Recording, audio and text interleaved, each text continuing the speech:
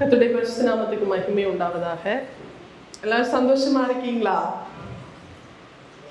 சரி, நான் போன தடவை ஒரு சங்கீதம் பேசினேன், அப்படிதானே? என்ன பேசினேன்? சங்கீதம். சொந்த வீட்லயே பதில் சொல்ல மாட்டேங்காங்க. சரி, சங்கீதம் 44 பேசினேன். அப்ப நான் உங்ககிட்ட ஒரு குறிப்பு சொன்னேன், ஞாபகம் இருக்கா?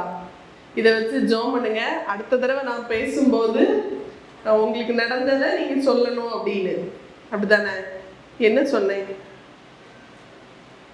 அது கண்டிப்பா அந்த வெளிச்சம் உனக்கு உண்டு. ஆமென். என்ன சொன்னேன்? உங்க முகத்தின் பிரகாசத்தை எங்க மேல வீச பண்ணுங்க அப்படின்னு ப்ரேயர் பண்ணுங்க அப்படின்னு சொன்னேன். சரி, ஒரு ஆளாவது சொல்லியிருக்கு, அதை நினைச்சு நான் கர்த்தரை ஸ்தோத்தரிக்கிறேன்.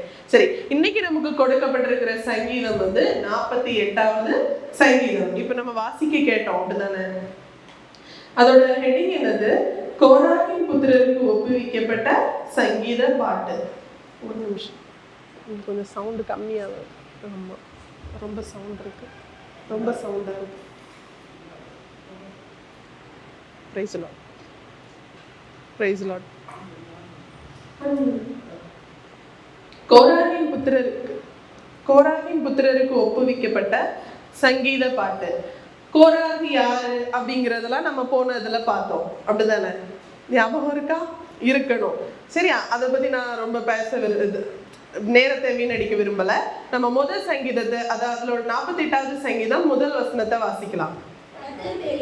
கர்த்தர் பெரியவர், அவர் நமது தேவனுடைய நகரத்திலும் தமது பரிசுத்த பர்வதத்திலும் மிகவும் துதிக்கப்படத்தக்கவர். கர்த்தர் பெரியவர், அப்படிதானே? அது எல்லாருக்குமே தெரியும். கர்த்தர் நல்லவர், கர்த்தர் பெரியவர். ஏன் கர்த்தர் பெரியவர்? ஏன் கர்த்தர் பெரியவர்னு சொல்றாங்க? ஏன்னா கர்த்தர் நிறைய நன்மை செய்திருக்காரு, அரணா இருந்திருக்காரு, கோட்டையா இருந்திருக்காரு. யாருக்கு? இஸ்ரவேல் ஜனங்களுக்கு. எகிப்து தேசத்துல இருந்து கூட்டிட்டு வந்ததுல இருந்து அவங்கள வனாந்திரத்துல வழிநடத்தும் போதெல்லாம் அவங்க அவ்வளவு நல்லவராகவும் அவ்வளவு பெரியவராகவும் இருந்திருக்கிறார். எப்பெல்லாம் அந்த மக்கள் கூட மக்கள் கர்த்தரை விட்டு வழி விலகி போகலையோ அப்பெல்லாம் அவர் என்னவா இருந்திருக்காரு? பெரியவரா இருந்திருக்காரு. வழி விலகி போகும்போது அவங்க என்னவா இருந்திருக்காங்க? துன்பம் அடைஞ்சிருக்காங்க. அப்ப கர்த்தரோட நம்ம இருக்கும்போது கர்த்தர் நமக்கு என்னவாக இருக்கிறார்? கர்த்தர் பெரியவராக இருக்கிறார். அவர் நமது தேவனுடைய நகரத்திலும். தேவனுடைய நகரம் எது? தேவனுடைய நகரம் ஆண்டி சொல்லக்கூடாது. தேவனுடைய நகரம் எது? தேவனுடைய நகரம் எருசலேம். தேவனுடைய நகரம் எருசலேம். எருசலேம் அப்படின்னு சொல்லும் போது உங்க இதயத்துக்கு தோன்றது என்னது? எருசலேம் சொல்லும் போது உங்க இதயத்துக்கு என்ன தோணுது? தேவாலயம். தேவாலயம் கட்டப்பட்ட இடம் இங்க எருசலேம்ல. அவர் நமது தேவனுடைய நகரத்திலும் தமது பரிசுத்த பர்வதத்திலும் மிகவும் துதிக்கப்படத்தக்கவர். தேவனுடைய நகரம் எதை சொல்றாங்கன்னா எருசலேமை சொல்றாங்க. எருசலேமுக்கு ஒரு மகிமை இருக்குது. எருசலேம் அப்படிங்கிறது சிட்டி ஆஃப் பீஸ் அப்படின்னு சொல்றாங்க. அப்படின்னா சமாதானத்தின் இடம் அப்படின்னு சொல்றாங்க. அப்ப எருசலேம்னாலே என்னது? ஒரு சமாதானம். இன்னைக்கு நம்ம எதை குறிச்சு பார்க்க போறோம்? சமாதானத்தை குறிச்சு பார்க்க போறோம். இந்த சங்கீதம் முடியும் போது உங்க இருதயம் எல்லாம் எப்படி இருக்கணும்? சமாதானமா இருக்கும் அப்படின்னு நான் உங்களை வாழ்த்துறேன். 2வது வசனத்துக்கு போலாமா? வட திசையில் உள்ள சீயோன் பர்வதம் வடிவமான ஸ்தானமும் சர்வ பூமியின் மகிழ்ச்சியுமாய் இருக்கிறது. அதுவே மகாராஜாவின் நகரம். மகாராஜாவின் நகரம். நான் தேவனுடைய நகரம்னு முதல்ல சொன்னேன். எது சொன்னேன்? எருசலேம் சொன்னேன். இந்த சீயோன் அப்படிங்கிறது எங்க இருக்கு அப்படின்னு பாத்தீங்கன்னா எருசலேமுக்கு வெளிப்புறமா இருக்கு, அவுட்டர்ல இருக்கு சீயோன். சீனாய் மலைக்கும் சீயோன் மலைக்கும் ஒரு ஒற்றுமை இருக்குது. சீனாய் மலையில என்ன நடந்துச்சு? 10 கற்பனைகளை மோசே வாங்கிட்டு வந்தாரு. ஆனா சீயோன் மலையில இயேசு நமக்காக வருவாரு. அவருடைய வருகை எங்க இருக்கும் அப்படின்னு சொல்றாங்கன்னா சீயோன் மலையில இருக்கும் அப்படின்னு சொல்றாங்க. சரியா? இந்த சீயோன் நான் என்ன சொன்னேன்? ரொம்ப சீயோன் ரொம்ப சமாதானமான இடம், மகிழ்ச்சியான இடம், ரொம்ப அழகான தேசம். அது என்ன சொல்றாங்கன்னா வடிவமான ஸ்தானம். அப்படின்னா அது ஒரு சமாதானத்தை, ஒரு சந்தோஷத்தை கொடுக்கக்கூடிய, ராஜா பிரியமா இருக்கக்கூடிய இடம் மகாராஜாவின் நகரம். இன்னொன்று வந்து எருசலேம் பழைய ஏற்பாட்டுல பாத்தீங்கன்னா இஸ்ரவேலர்களை யாருக்கு கையில ஒப்பு கொடுத்தாங்க அப்படின்னா தாவீதுடைய கையில கொடுத்தாங்க. தாவீதுக்கு போய் இஸ்ரவேலர்கள் கேட்காங்க, தேவன் உங்ககிட்ட சொன்னார்ல, எங்களை உங்க கையில ஒப்பு கொடுத்தார்ல அப்படின்னு கேட்கும்போது தாவீது வந்து ஃபைட் பண்ணி எருசலேம் என்ன பண்றாரு, வாங்குறாரு. தாவீதோட காலத்துல ஆலயம் கட்டப்பட்டிருந்துச்சா, தேவாலயம் கட்டப்பட்டிருந்துச்சா? கட்டப்படல. அவருடைய மகன் சாலமோன் தான் என்ன பண்றாரு, தேவாலயத்தை கட்டுவிக்கிறார். இப்ப தாவீது அந்த இடத்துல ஃபைட் பண்ணி எருசலேமை வாங்கி அந்த இடத்துல அவருக்கு ஒரு ராஜ அரண்மனையை கட்டுறாரு. இது பழைய ஏற்பாட்டின் காலத்துல. புதிய ஏற்பாட்டுல அப்படி வந்தீங்கன்னா ஏசப்பா வந்து சின்ன வயசுல இருந்தே எருசலேமுக்கு போய் வந்தார் அப்படின்னு சொல்லப்பட்டிருக்கிறது. ஏன்னா எருசலேம்ல தான் என்ன இருக்கு, தேவாலயம் இருக்கு. அந்த தேவாலயத்திற்கு அவர் என்ன பண்றாரு, சின்ன வயசுல இருந்தே போயிட்டு வராரு, பலி செலுத்திட்டு வராரு. அவருடைய ரொம்ப பிரயாணம் எங்க இருந்துச்சு அப்படின்னு பாத்தீங்கன்னா எருசலேம்ல இருந்துச்சு. ரெண்டாவது, இன்னைக்கு என்ன ஞாயிறு, குருத்தோலை ஞாயிறு. ஏசப்பா வந்து பவனி வந்தாங்க, அப்படிதானே? எதுக்காக பவனி வந்தாங்க? ஒரு ராஜாவாக ஒரு ஆர்ப்பரிப்போட பவனி வந்தார், அப்படிதானே? எதுக்காக பவனி வந்தாங்க? வாசிக்கலாமா? மத்தேயு 21வது அதிகாரம் 4வது வசனம். இதோ உன் ராஜா சாந்த குணமுள்ளவராய் கழுதையின் மேலும் கழுதை குட்டியாகிய மரியின் மேலும் ஏறிக்கொண்டு உன்னிடத்தில் வருகிறார் என்று சீயோன் குமாரத்திக்கு சொல்லுங்கள் என்று. அடுத்த வசனம் வாசிங்க. தீர்க்கதரிசியினால் உரைக்கப்பட்டது நிறைவேறும்படி இதெல்லாம் நடந்தது. அப்ப இது வந்து என்னது, இப்படி இவர் வரணும் அப்படிங்கிறது ஒரு தீர்க்க தரிசனம். இந்த தீர்க்க தரிசனம் எங்க சொல்லப்பட்டிருக்கு அப்படின்னு பாத்தீங்கன்னா சகரியா 9வது அதிகாரம் 9வது வசனத்துல. சீயோன் குமாரத்தியே மிகவும் களிக்கூறு, எருசலேம் குமாரத்தியே கெம்பீரி, இதோ உன் ராஜா உன்னிடத்தில் வருகிறார், அவர் நீதி உள்ளவரும் ரட்சிக்கிறவரும் தாழ்மை உள்ளவரும் கழுதையின் மேலும் கழுதை குட்டியாகிய மரியின் மேலும் ஏறி வருகிறவருமாய் இருக்கிறார். இது எங்க சொல்லப்பட்டிருக்கு? தீர்க்க தரிசனம் சகரியால சொல்லப்பட்டிருக்கு. அவர் எப்படிப்பட்டவர்? நீதி உள்ளவர், ரட்சிக்கிறவர். அதுல சீயோனை என்ன சொல்லப்பட்டிருக்கு? குமாரத்தியா சொல்லப்பட்டிருக்கு. ஏன்னா அது அவ்வளவு அழகுள்ளது, சமாதானம் நிறைந்தது. சொல்லும் போது எனக்கே சிரிப்பாதான் வருது. ஆனா இருந்தாலும் அந்த இடத்த என்னன்னு சொல்றாங்கன்னா சமாதானத்தின் இடம் அப்படின்னு சொல்றாங்க. இந்த தீர்க்க தரிசனம் நிறைவேறும்படியாதான் ஏசப்பா என்ன பண்ணாங்க, பவனியா வந்தாங்க. ஏசப்பா எந்த இடத்துல பவனியா வந்தாங்க?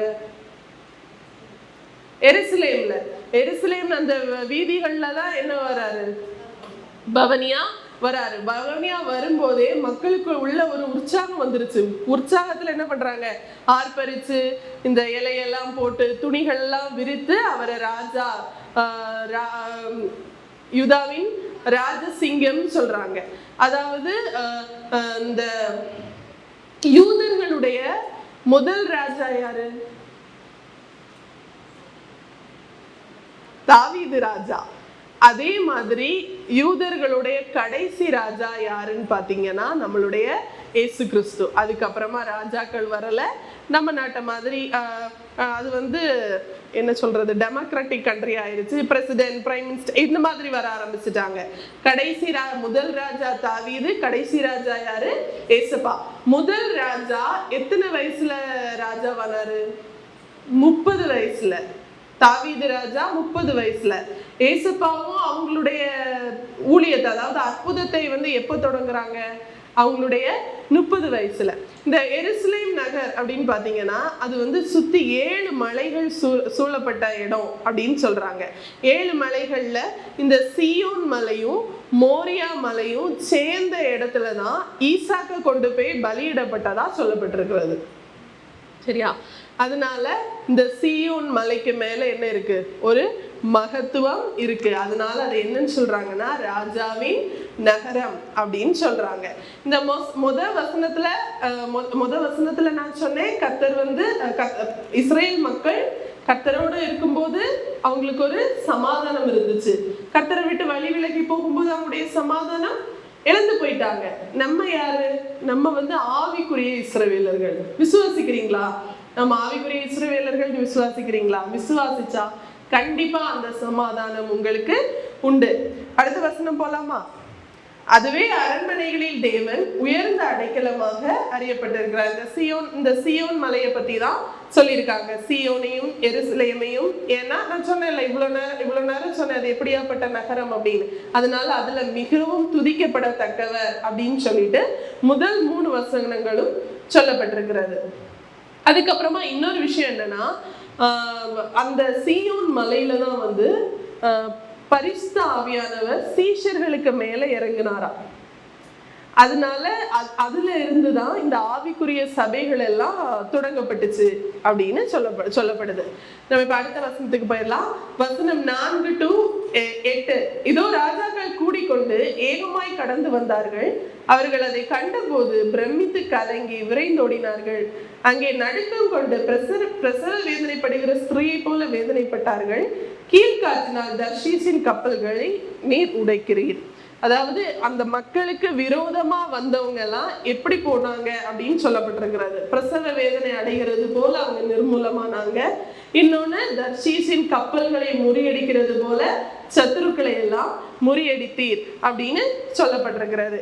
கடைசியா பாத்தீங்கன்னா 11வது வசனத்துல இருந்து, உம்முடைய நியாய தீர்ப்புகளின் நிமித்தம் சியோன் பர்வதம் மகிழ்வதாக, யூதாவின் குமாரத்திகள் களி கூறுவார்களாக.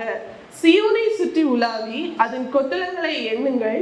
பின்வரும் சந்ததிக்கு நீங்கள் விவரிப்பதற்காக அதன் அலங்கத்தை கவனித்து அதன் அரண்மனைகளை உற்று பாருங்கள். அப்படின்னா என்ன அர்த்தம்?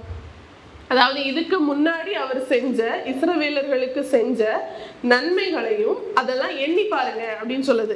அதான் என்ன சொல்லியிருக்காங்கன்னா, சியோனை சுற்றி உலாவி பாருங்க. அதாவது நான் உங்களுக்கு எவ்வளவு அற்புதம் செஞ்சிருக்கேன் அப்படிங்கிறத நீங்க சுத்தி பாருங்க, அதை நீ உன் தலைமுறைக்கு சொல்லு அப்படின்னு சொல்லியிருக்காரு. நம்ம இப்போ கிறிஸ்டியன் இந்த இதுல பாத்தீங்கன்னா, நம்ம ஜென்ரேஷன் இருக்கிறது அடுத்த ஜென்ரேஷன் இருக்குமா அப்படிங்கிறது தெரியல. பெரிய பெரிய பாஸ்டர்ஸோட பிள்ளைங்க எல்லாம் இந்த நேரத்துல விலகி போயிட்டாங்க. ஆனா எனக்கு பின்னாடி என் பிள்ளை எப்படி வருவா அப்படிங்கிறது எனக்கு தெரியல. ஆனா நம்ம கர்த்தரோட இருந்தோம்னா கண்டிப்பா என்னைக்குனாலும் அவளை பற்றி கொள்வாரு அப்படிங்கிறது எனக்கு தெரியும். அதனால உங்களுக்கு நடந்த நன்மைகளை ஒரு சின்ன இதுனாலும் நீங்க சாட்சி மூலமாகவோ உங்க பிள்ளைங்களுக்கு நீங்க சொல்லி கொடுங்க. உங்க பிள்ளைங்க கர்த்தருக்குள்ள வளரணும். அதனால நீங்க உங்களுக்கு நடந்தவைகளையும் இனி நீங்க உங்களுடைய ஜெனரேஷனையும் உங்க கையில கர்த்தர் ஒப்பு கொடுத்திருக்காரு. அதை பாதுகாத்து பராமரித்து கொண்டு வர வேண்டியது யாருடைய பொறுப்பு? உங்க பொறுப்பு. ஆண்டவர் உங்களுக்கு உதவி பண்ணாலும் உங்களுடைய ஜெனரேஷனை நீங்க என்ன பண்ணணும்? பாதுகாக்கணும். கடைசி வசனம் எல்லாரும் சேர்ந்து வாசிக்கலாமா? இந்த தேவன் என்றென்றைக்கும் உள்ள சதா காலமும் நம்முடைய தேவன், மரண பரியந்தம் நம்மை நடத்துவார். இதுல மரண பரியந்தம் அப்படின்னு கொடுத்துருக்கு. ஆனா இங்கிலீஷ்ல என்ன போட்டிருக்கு அப்படின்னு பாத்தீங்கன்னா, பியாண்ட் டெத் அப்படின்னு போட்டிருக்கு. அதாவது மரணத்தையும் தாண்டி. அப்ப நமக்கு என்ன நடந்தாலும், என்ன விஷயம் நடந்தாலும் நமக்கு இருக்கிற ஒரே ஒரு இது யாரு? ஆண்டவர் மட்டும்தான். அவரு தான் நமக்கு அரணான கோட்டையா இருக்கணும். அவர் தான் நம்ம வாழ்க்கையில பெரியவரா இருக்கணும். அவரை நீங்க முன்னாடி வச்சீங்க அப்படின்னு சொன்னா கர்த்தர் ஒரு நாள் உங்களை வெட்கப்படுத்த மாட்டார். நான் இதுல ஒரு 2 பாயிண்ட் சொல்ல மறந்துட்டேன். அதை நான் சொல்லி என்னுடைய சங்கீதத்தை முடிச்சுக்கிறேன். ஜீசஸ் கிரைஸ்ட் வந்து சின்ன வயசுல எருசலேமுக்கு போனாங்கன்னு சொன்னேன். அதுக்கப்புறமா என்ன சொன்னேன்? இந்த குருத்தோலை பவனி எருசலேம்ல நடந்தாங்கன்னு சொன்னேன். கடைசியா ஏசப்பா காட்டி கொடுக்க போறதுக்கு முன்னாடி ராபோஜனம் பண்ணின இடமும் எது அப்படின்னு பாத்தீங்கன்னா எருசலேம் அப்படின்னு சொல்லப்படுது. கடைசியாக அவர் நம்மளை விட்டு போனாலும் திரும்ப வருவாரு அப்படிங்கிற ஒரு நம்பிக்கை எல்லாருக்குமே இருக்கு. அது வரக்கூடிய இடமும் எது அப்படின்னு சொல்றாங்கன்னா எருசலேம் அப்படின்னு சொல்றாங்க. இந்த 2 வாரத்துக்கு முன்னாடி அங்கிள் ஒரு மெசேஜ் கொடுத்தாங்க. வானத்துக்கும் பூமிக்கும் இடையில ஒரு அரசாட்சி உண்டாகும், அது புதிய எருசலேம், அங்க இருந்து அவர் ஆளுகை செய்வார் அப்படிங்கறது சொன்னாங்க. அப்படிதானே? அதே மாதிரி நம்மளும் சீக்கிரம் அவருடைய வருகையை எதிர்பார்த்து காத்திருக்கிறோம். நம்மளும் அதுல அவர் கூட இணையணும். அதுக்காக நீங்க யாவரும் ஆயத்தமாகும்படி கேட்டு இன்றைய சங்கீதத்தை முடித்துக் கொள்கிறேன்.